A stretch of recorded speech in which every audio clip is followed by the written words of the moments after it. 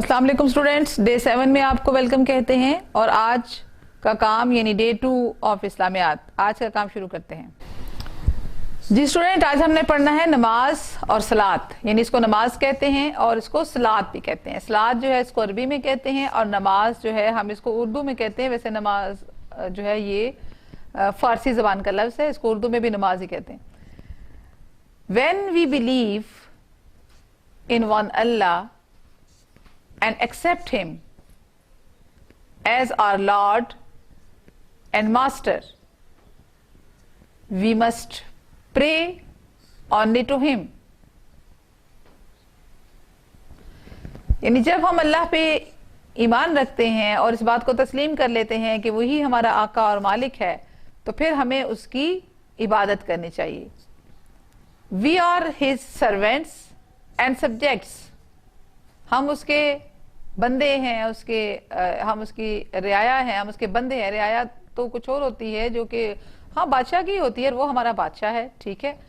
नमाज is the worship of अल्लाह, नमाज अल्लाह की इबादत है। इट्स आल्सो नोन एज सलात, और इसको सलात भी कहते हैं। We offer namaz to remember Allah and his blessings. हम नमाज अदा करते हैं अल्लाह ताला को याद रखने के लिए और उसकी नेमतों को याद रखने के लिए। It brings us closer to him, वो हमें उसके, ये नमाज हमें उसके करीब कर देती है। We also offer it to seek his help and guidance. हम नमाज अदा करते हैं उसकी मदद तलाश करने के लिए, उसकी रहनुमाई को हासिल करने के लिए, उसकी मदद और रहनुमाई को हासिल करने के लिए भी हम नमाज अदा करते हैं। Allah says in the Quran, अल्लाह कुरान में कहता है, इन्ननी अना अल्लाहु ला इलाहा इल्ला अना फअबुदनी व अकीमिस सलात लिज़िक्री। यानी इसका मतलब है वेरीली, यकीनन, आई एम अल्लाह, मैं अल्लाह हूं। There is no god but I, मेरे अलावा कोई खुदा नहीं। So you serve me only, इन तुम सिर्फ मेरी इबादत करो। एंड एस्टैब्लिश रेगुलर प्रेयर, और बाकायदा नमाज कायम करो। फॉर सेलिब्रेटिंग माई प्रेज, मेरे जिक्र के लिए, मेरी तारीफ के लिए, यानी अल्लाह की तारीफ के लिए। सूरह ताहा की ये आयत थी। नमाज is compulsory for all Muslims, नमाज तमाम मुसलमानों के लिए लाजमी है, जरूरी है, फर्ज है। We must pray 5 times a day. The timing of each namaz is for our convenience. हमें 5 वक्त नमाज अदा करनी चाहिए, या करना बहुत जरूरी है, और हर नमाज की टाइमिंग हमारी सहूलत के लिए है।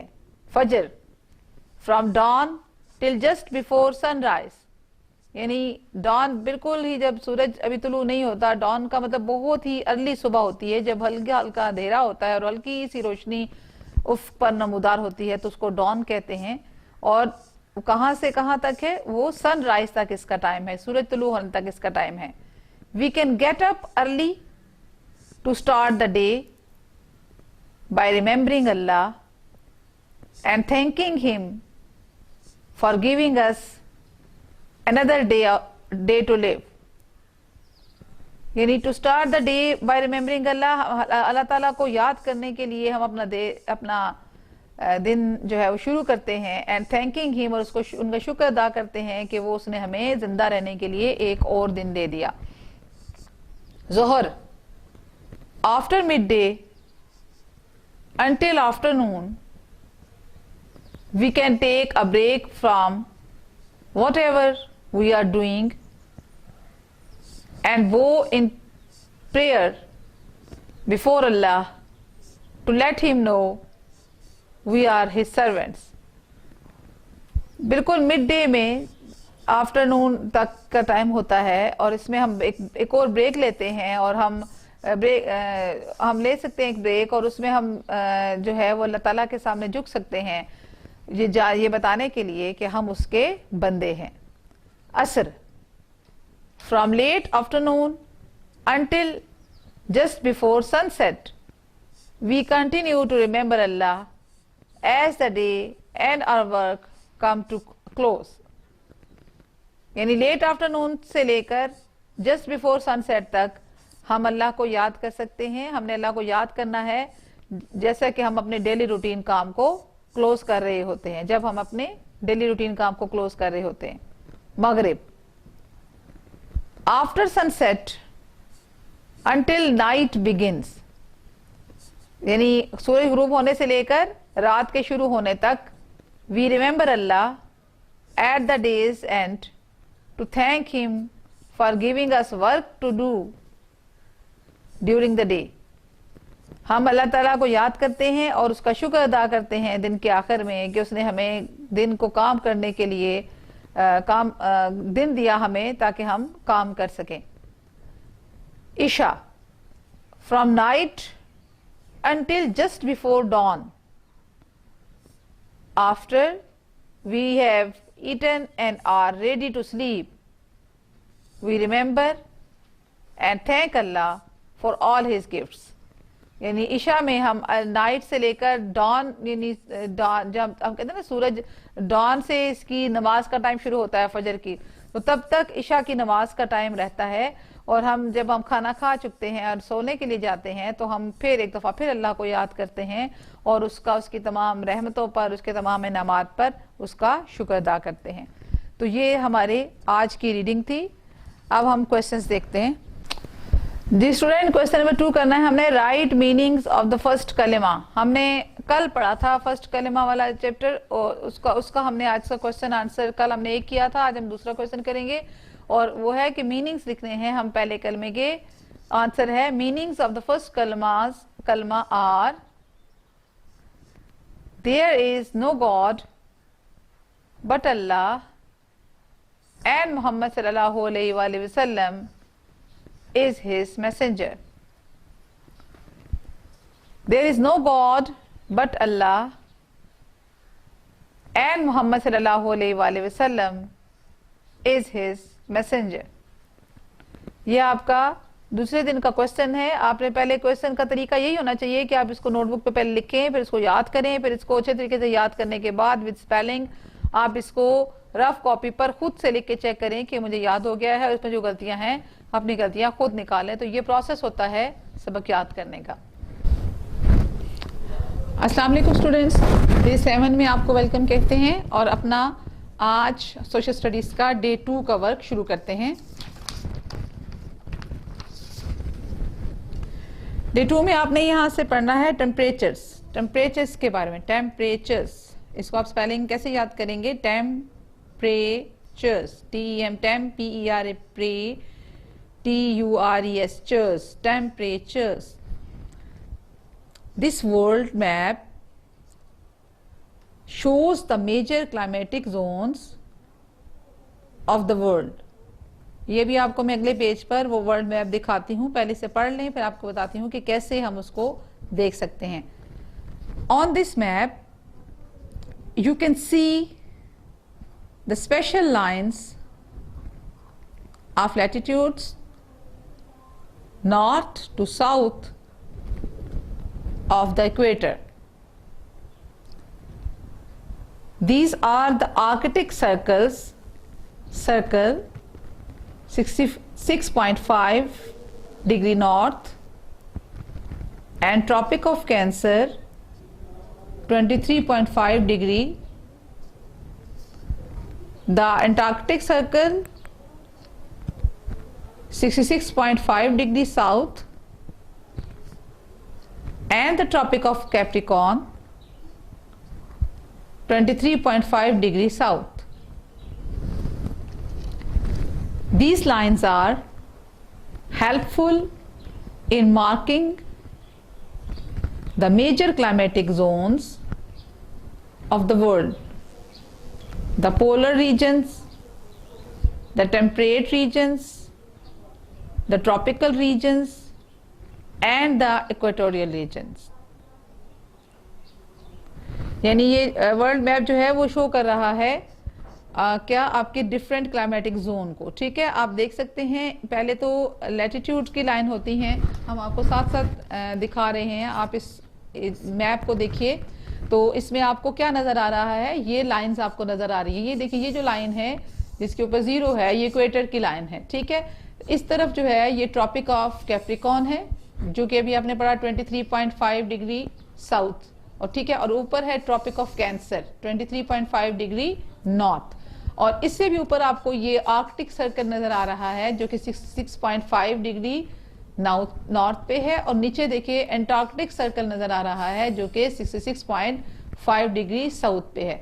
और ये जो आपको मुख्तलिफ कलर्स के इलाके नजर आ रहे हैं, यहाँ पे एक कीज होती हैं। हमने पिछले HOD में भी मैप्स के बारे में पढ़ा, तो मैप्स में कीज दिखाए जाते हैं। अब देखिए ये जो कलर है ये कर रहा है कि very hot and very wet climate को, और ये जो कलर है ये हॉट एंड वेट क्लाइमेट को शो करेगा, यानी जिस जिस जगह पे है वहां पे हॉट एंड वेट क्लाइमेट है।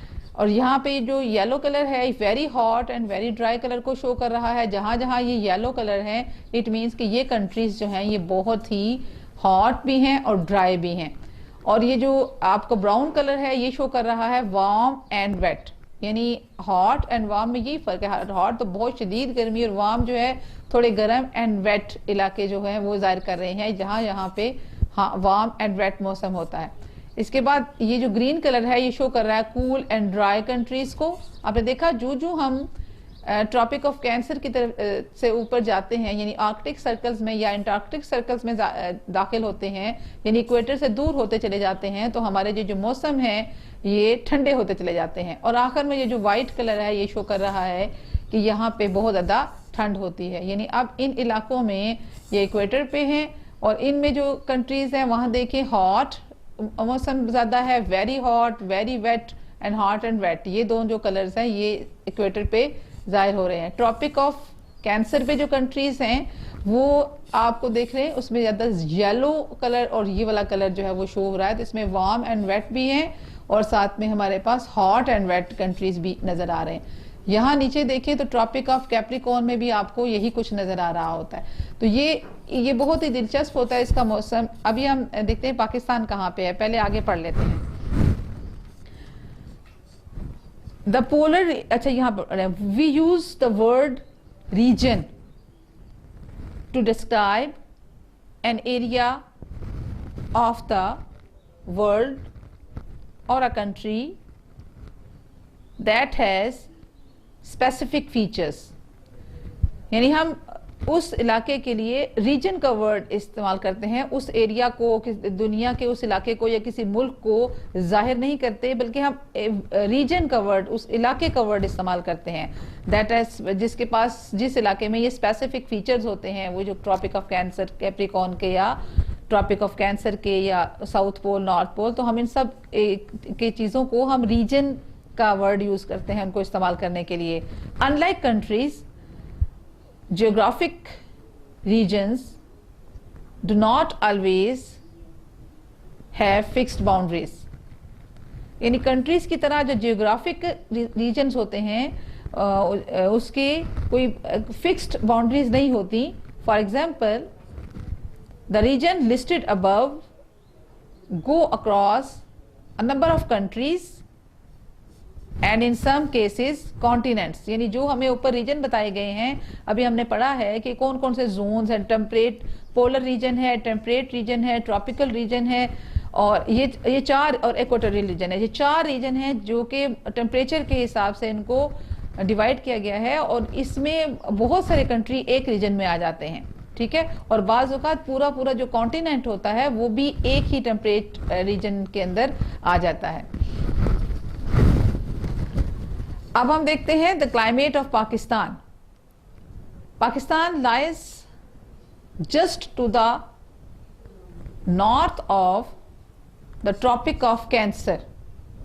देखिए अभी हमने देखा कहाँ है ट्रॉपिक ऑफ कैंसर, ये लाइन है ट्रॉपिक ऑफ कैंसर की, आपको नजर आ रही है इस लाइन। इस लाइन पे पाकिस्तान कहाँ पे है, ये यहाँ भी इंडियन ओशन के पास इस जगह पे पाकिस्तान लाई कर रहा है। और आप देखेंगे ये कौन सा जो है हमारा कलर है, हम इस एरिया में इंडिया भी है, पाकिस्तान भी है, कश्मीर और मुख्तलिफ इलाके भी हैं, तो ये जो ज़्यादातर जो मोस्टली जो वेदर है वो हॉट एंड वेट यहाँ पे होता है। यानी हम जो है हम ट्रॉपिक ऑफ कैंसर के जो रीजन है उसके अंदर हम रहते हैं, जिसको हम टेम्परेट रीजन या ट्रॉपिकल रीजन्स कहते हैं। यानी हम जिन इलाकों में रहते हैं वो ट्रॉपिकल रीजन्स हैं, ट्रॉपिकल रीजन में हम रहते हैं।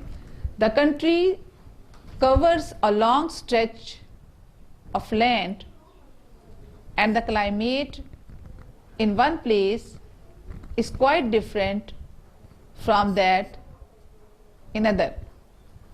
यानी जो कंट्री हमारा मुल्क जो है एक लंबी लैंड को स्ट्रेच करता है और जो मौसम यहाँ पे है वो एक जगह का मौसम दूसरी जगह से बहुत ज़्यादा डिफरेंट है। The hottest month is usually June. यानी हमारे मुल्क में पाकिस्तान में जो सबसे गर्म तरीन महीना होता है वो जून का होता है। The average temperature and the total annual rainfalls for a few cities are given below. यानी एवरेज टेम्परेचर और टोटल एनुअल रेनफॉल चंद शहरों की नीचे दी हुई है, ये आप देख सकते हैं। जैकबाबाद, कोयटा, मुल्तान, नौकंडी और कराची, लाहौर, पेशावर, मरी, इसके यहाँ पे जनवरी में भी आपकी टेम्परेचर्स दिए हुए हैं, जून में भी दिए हुए हैं और एवरेज रेनफॉल भी जो है वो दी गई है यहाँ पे इस टेबल के अंदर। अब देखते हैं the figure given in the table are average temperatures. यानी जो टेम्परेचर्स दिए हुए हैं ये एवरेज टेम्परेचर्स हैं इन इलाकों के।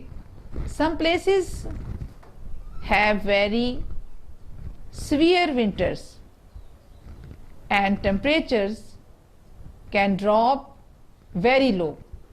यानी कुछ जो इलाके हैं वो बहुत severe winters उनमें होती है, बहुत शदीद मौसम सरमा होता है और टेम्परेचर जो है बहुत नीचे गिर जाता है। जैसे आप देख रहे हैं कोयटा देखें यहाँ पे -2 में जा रहा है, इट मीन्स कि इसका जनवरी में बहुत शदीद जो है यहाँ पे ठंड पड़ती है। इसी तरह मरी का टेम्परेचर जो है उन्होंने 3.7 जनवरी में एवरेज टेम्परेचर बताया हुआ है, इससे कम ज़्यादा भी हो सकता है। For example the temperature in Quetta has been as low as -16 degree centigrade in winters. यानी कोयटा में जो टेम्परेचर है वो -16 डिग्री सेंटीग्रेड से भी नीचे हो जाता है। Temperatures in the summer can also be well above the average। और इस तरह जो एवरेज समर में जब टेम्परेचर्स होते हैं वो भी एवरेज से कहीं ज़्यादा होते हैं, जितनी एवरेज बताई गई है उससे ज़्यादा हो सकते हैं। यहाँ पे तो जैकबाबाद का दिखाया गया 36.9, बल्कि जैकबाबाद में तो बाज़ का टेम्परेचर जो है 42 तक पहुँच जाता है। बल्कि यहाँ पे बता रहे हैं Jacobabad once recorded a temperature of 53 degree centigrade. यानी एक दफा जैकबाबाद का टेम्परेचर 53 डिग्री सेंटीग्रेड रिकॉर्ड किया गया। एंड many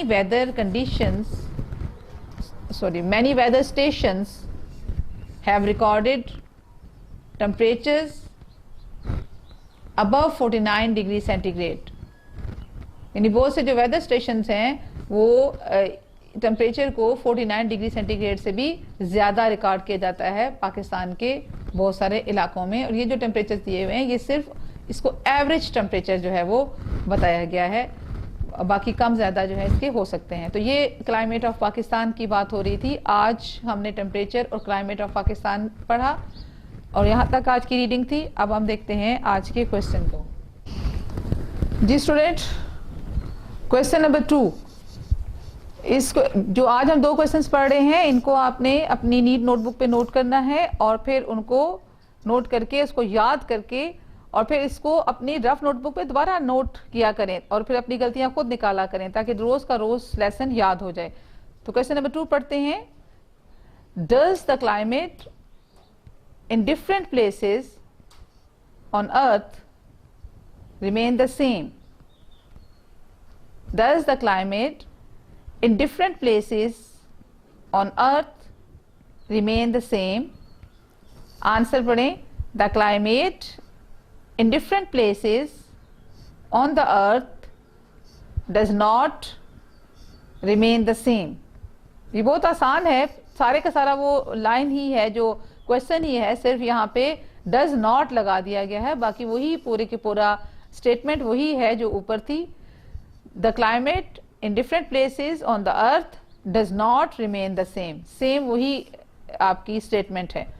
क्वेश्चन नंबर 3 देखें, which things are affected by the climate of an area, यानी कौन कौन सी चीजें हैं जो किसी के इलाके के क्लाइमेट को अफेक्ट करती हैं, क्लाइमेट से अफेक्ट होती हैं। The climate of an area affects on the dresses, foods and the way of living of the people. The climate of an area affects on the dresses, foods and the way of living of the people. तो ये 2 questions हैं जो आपने आज की date में लिखने और उनको याद करना है। जी स्टूडेंट्स, आपकी सेकेंड एचओडी क्लास का, क्लास 5 की सेकेंड एचओडी क्लास का आज डे 7 है और अब आपका साइंस का पीरियड स्टार्ट हो गया है। और साइंस के पीरियड में हमने कल से यूनिट नंबर 2 की रीडिंग स्टार्ट की थी और बहुत ही इंटरेस्टिंग ये आपका यूनिट है। आज हम इसका अगला हिस्सा पढ़ेंगे पेज नंबर 12 पर, वायरसेस। अब हमने पढ़ना है वो काइंड्स ऑफ माइक्रो ऑर्गेनिजम्स क्या हैं। हमने पढ़ी थी ना कल, एक वायरसेस होते हैं, बैक्टीरिया, प्रोटोजोआ और फंजाई, तो उसमें से सबसे पहला है वायरसेस, उनके बारे में पढ़ते हैं। Viruses. Smaller than bacteria, viruses can grow and survive only when they are in the living cells of organisms. आजकल तो आप बहुत पढ़ रहे होंगे और सुन रहे होंगे वायरस के बारे में। ये जो हमारे इर्द गिर्द आजकल फैला हुआ है कोरोना, ये भी तो वायरस है ना। और ये देखिए, ये वायरस की तस्वीर भी बनी हुई है, कोरोना वायरस की भी आप रोजाना तस्वीरें टीवी पर देखते होंगे, इसी किस्म का है। तो ये उसी के मुतालिक है, जब आप ये पढ़ेंगे तो आपको समझ आ जाएगा।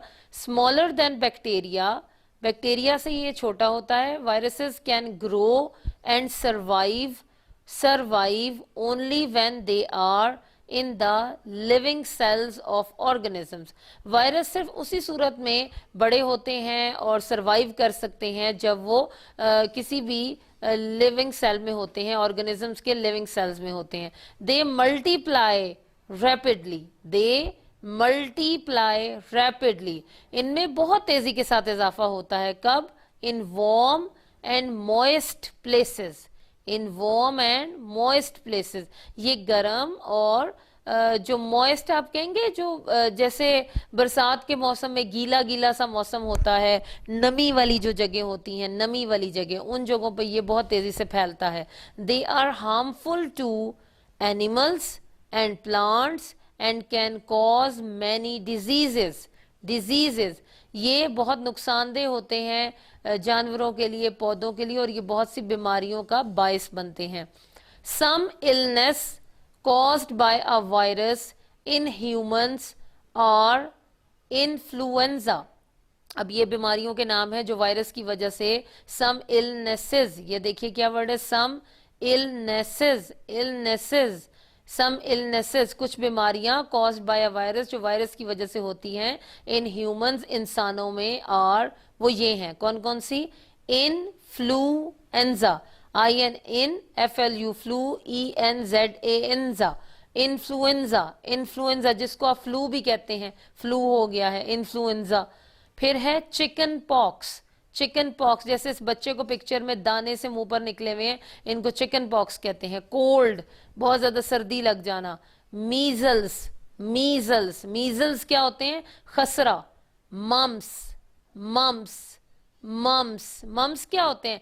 कानों के दोनों साइड्स पर नीचे की तरफ को बहुत ज्यादा दर्द होती है और कुछ बहुत स्वेलिंग हो जाती है, उसको शायद पंजाबी या उर्दू में कान पेड़े भी कहा जाता है, मम्स कहते हैं उनको। और अगली चीज है हेपेटाइटिस, हेपेटाइटिस, हेपेटाइटिस, आप जानते हैं हेपेटाइटिस भी एक बीमारी है।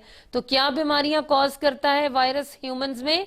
Influenza, influenza, chicken pox, cold, measles, mumps और हेपेटाइटिस, हेपेटाइटिस। नेक्स्ट पेज पे देखिए, बैक्टीरिया, बैक्टीरिया अब क्या क्या करता है? Bacteria are unicellular, UNI uni, CEL cell, LU lu, LAR lar, unicellular, unicellular, unicellular, unicellular क्या होते हैं? एक सेल वाले. Bacteria are unicellular organisms, they grow and multiply rapidly. ये भी बहुत तेजी के साथ बढ़ते और फैलते हैं और बहुत ज्यादा तादाद में हो जाते हैं तेजी के साथ. बैक्टीरियल सेल्स एग्जिस्ट, एग्जिस्ट क्या वर्ड है ये? Exist in 3 basic shapes. Bacterial cells exist in 3 basic shapes. Bacterial जो सेल होते हैं वो 3 बेसिक शेप्स में होते हैं. ये पिक्चर में वो तीनों शेप्स दी हुई हैं अगर आपको नजर आ रहे हो तो. दे can cause illnesses, they can cause illnesses. ये कौन कौन सी बीमारियां कॉज कर सकते हैं या बीमारियों का बायस बनते हैं? लाइक टाइफॉइड, आप जानते हैं एक तरह का बुखार होता है टाइफॉइड, टाइफॉइड, टाइफॉइड. और अगला है मेनिंजाइटिस. क्या वर्ड है ये? Men, MEN men, IN in, मैनिन, GITIS, मेनिंजाइटिस. अगर आप सिलेबल्स में कर लेंगे तो इसकी प्रोनाउंसिएशन आपके लिए आसान हो जाएगी जैसे मैंने की है. Meningitis, meningitis. ये भी सर में और गर्दन में कुछ स्टिफनेस, कोई दर्द होती है और इसके साथ बुखार हो जाता है, एक बीमारी होती है. And pneumonia, pneumonia. आप देख रहे हैं स्पेलिंग्स क्या है इसके?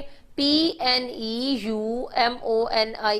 तो इसमें P साइलेंट होता है, P की आवाज नहीं आती. तो क्या वर्ड है ये? निमोनिया. आप जानते हैं निमोनिया.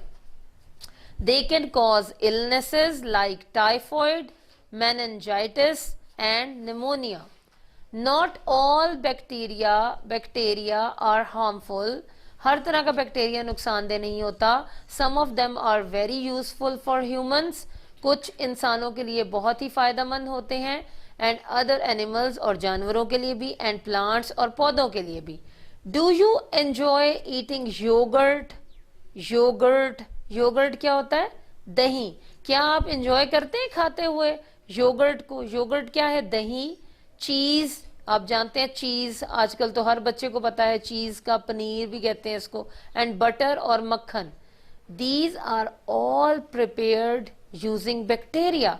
आप कितना एंजॉय करते हैं ना इनको खाते हुए. और ये तीनों चीजें बैक्टीरिया के साथ मिलकर बनाई जाती हैं, बैक्टीरिया की मदद से बनती हैं. लेकिन ये हार्मफुल बैक्टीरिया नहीं होता, ये यूजफुल बैक्टीरिया होता है और ये हेल्थी बैक्टीरिया होता है. Some bacteria live in your body and help in the digestion. ये क्या वर्ड है? Digestion, digestion, digestion. इसमें एस की आवाज नहीं आती. डाइजेशन, हजम होने के निजाम को कहते हैं. Of your food. कुछ बैक्टीरिया हमारी बॉडी के अंदर भी रहता है कि जो कि खाना हजम होने में हमारी मदद करता है. तो स्टूडेंट्स यहाँ तक आपकी डे 7 की रीडिंग है. इसको बहुत अच्छी तरह से आज बार बार सुन के रीडिंग सीख लीजिए ताकि आपको साथ साथ रीडिंग आ जाए. अब हम क्वेश्चन आंसर्स करते हैं. जी स्टूडेंट्स, आज हम ये एक ही क्वेश्चन आपको पढ़ाएंगे और आपने ये अपनी साइंस की नोटबुक्स पर आज डे 7 पर नोट करना है और इसको आपने याद भी कर लेना है. Name any 3 places where can you find bacteria. We can find bacteria in air, water reservoirs, reservoirs and skin, and skin. हमें बैक्टीरिया कहाँ कहाँ मिल सकता है? हवा में, वाटर reservoirs पानी के जखायर में, एंड स्किन और जल्द में. तो ये बहुत ही आसान सा सवाल है, आपने आज ही इसको नोट करना और जुबानी याद कर लेना. अस्सलाम वालेकुम स्टूडेंट, आज हम अपना डे 7 का काम शुरू करते हैं. डे 7 में आज हम कंप्यूटर का डे 2 का वर्क करेंगे. जी स्टूडेंट, आज हमने इनपुट डिवाइसेस पढ़नी है. अभी आपने देखा उनमें कौन कौन सी डिवाइसेस हैं. कीबोर्ड, सबसे पहले keyboard. The keyboard is a peripheral device through which we can input numbers, letters and commands. Entering data through the keyboard is called manual data entry. Manual data entry, यानी जो आप keyboard के जरिए लिखते हैं उसको मैनुअल डाटा एंट्री कहते हैं. A keyboard has different types of keys. Number 1, alphabet keys consist of the 26 letters of the English alphabet arranged in such a way that they speed up typing. जी student, ये QWERTY is the most common keyboard layout. यानी आप अपने keyboard देखते हैं तो आप ऊपर देखते हैं, ऊपर लाइन में की WERTY, ये ऊपर वाले लाइंस में मौजूद होता है और ये सबसे कॉमन कीबोर्ड लेआउट है जो कि दुनिया में इस्तेमाल होता है। वैसे और बहुत सी किस्म के लेआउट इस्तेमाल किए जाते हैं। Number keys contains the numbers from 0 to 9. If we press a number key with the shift key pressed, we type the symbol drawn above the number on the number key. यानी आप number की में देखें तो number के साथ साथ एक सिंबल भी आपको लिखा हुआ नजर आता है। तो जब आप उसको नंबर की को शिफ्ट के साथ प्रेस करते हैं तो फिर वो नंबर भी आता है लिखा हुआ, जो कि आपने नंबर की के साथ लिखा हुआ होता है। Number 3, function keys are used to perform specific actions. Number keys, function keys जो हैं वो नंबर ऑफ बहुत से स्पेसिफिक एक्शंस परफॉर्म करते हैं। ये सबसे ऊपर जो ये जो कीज होती हैं ये हमारी फंक्शन कीज होती हैं।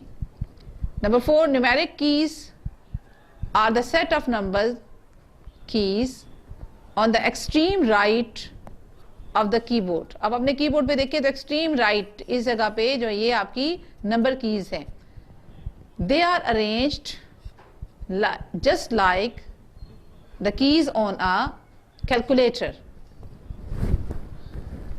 यानी उसी तरह ये अरेंज की जाती हैं जिस तरह के आपके कैलकुलेटर पे कीज जो हैं वो अरेंज होती हैं। The numeric keypad is used to enter numerical data. यानी न्यूमेरिक कीबोर्ड जो है ये न्यूमेरिकल डाटा एंटर करने के लिए इस्तेमाल होता है। इसके अलावा और कीज होती हैं, वो कौन सी? Arrow keys are used to move the cursor in different directions. ये वाली जो कीज होती हैं ये एरो कीज होती हैं जो कि कर्सर को मुख्तलिफ डायरेक्शन में मूव करने में इस्तेमाल होती हैं।